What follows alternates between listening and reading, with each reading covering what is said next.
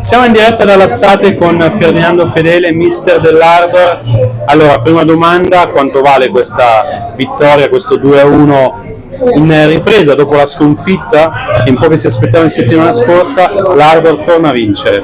Sì, decisamente molto importante la vittoria, ma non tanto la vittoria quanto la prestazione che ha fornito la squadra, perché dovevamo dare risposte prima di tutto a noi stessi, perché non potevamo essere quelli di Verbano sicuramente, e dovevamo riprendere il percorso di crescita che ci ha contraddistinto da ottobre in avanti, e quindi sicuramente grosso merito ai ragazzi perché hanno interpretato una partita difficile contro un avversario molto forte che era in salute in maniera veramente importante, la grande squadra. Ecco, a proposito di risposte, è una partita non facile, ben 3 giocatori squalificati, tra cui Bomber Gian Gaspero. La squadra ha dimostrato grande carattere.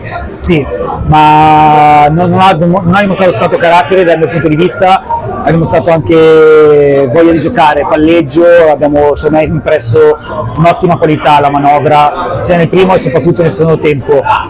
Quindi penso che sia una vittoria super meritata e un plauso va sicuramente ai ragazzi. Ecco, il gol decisivo lo segna un difensore, Guanziroli, ottima prova anche i due centrali che hanno contenuto la coppia Corno-Migliavacca. Si sente di fare un plauso ulteriore anche alla sua difesa?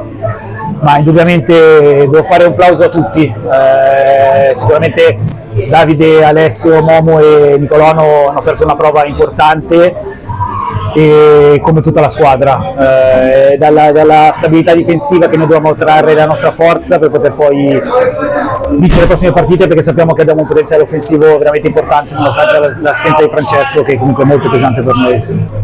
A proposito delle prossime partite, l'ultima sconfitta in casa è arrivata contro il Magenta. Chi ora è capolista sarà la prossima avversaria nella giornata che si disputerà tra una settimana.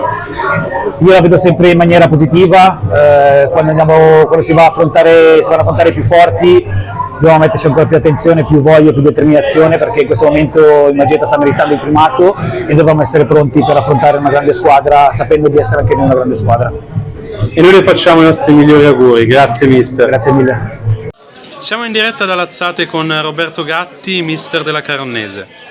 Allora mister, la sua squadra se l'è giocata, una partita equilibrata almeno fino all'ora di gioco, poi quell'1-2 inevitabilmente ha cambiato il corso della partita. Vabbè, è chiaro, per la lettura della partita è semplice, ma in realtà noi nel secondo tempo per un motivo o per l'altro abbiamo comunque concesso troppo ai nostri avversari, che sono stati bravi nel secondo tempo e hanno meritato di vincere la partita. Penso che la Caronnese ha fatto un ottimo primo tempo, ha costruito anche delle buone occasioni da gol, siamo arrivati vicino al gol assolutamente alla pari, e nel secondo tempo perdiamo giocatori importanti come Zibert a metà campo che ci dà ordine, come Mathieu che nelle ultime partite per noi è stato importantissimo, lo stesso Brignoli che è un giocatore secondo me superiore a questa categoria, ha un grosso problema alla spalla che un po' lo frena.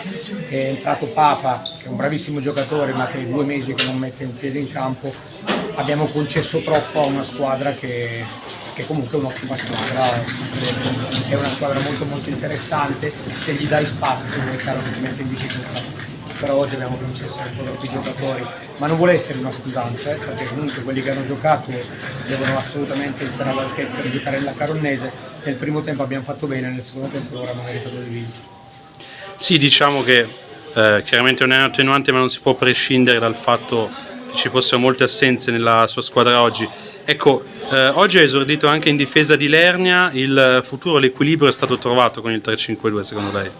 Ma sicuramente sì, bisogna tenere conto di Lernia, è arrivato in settimana, il problema è che abbiamo perso Galletti e abbiamo dovuto comunque a gioco forza giocare con un ragazzo che ci conosce molto poco, ma devo dire che ha fatto una partita nel primo tempo molto ordinata, abbiamo concesso quasi niente nel primo tempo contro una buonissima squadra, mentre nel secondo chiaramente un 1-2 così mette a KO qualunque squadra, credo, e anche la nostra l'ha messa in grande difficoltà. Vorrei rivedere giusto l'azione su Corno in area di rigore, sarei curioso di vedere quello che è successo in quell'area di rigore lì, perché anche nel secondo tempo in realtà l'approccio dei primi 10 minuti è stato buonissimo e la partita è cambiata perché abbiamo preso 2 gol in 1 minuto e mezzo, e così adesso la lettura non soltanto di questa partita ma anche la lettura di altre partite cambia, perché il calcio è fatto di queste cose.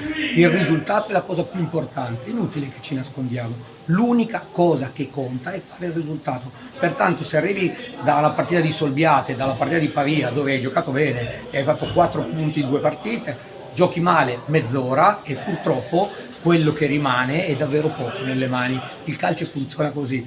Una partita è storia, la seconda è preistoria. Conta quello che fai sempre. Siccome quello che abbiamo fatto era nelle nostre possibilità e non siamo riusciti a farlo bene, è un nostro demerito. Tutto buono.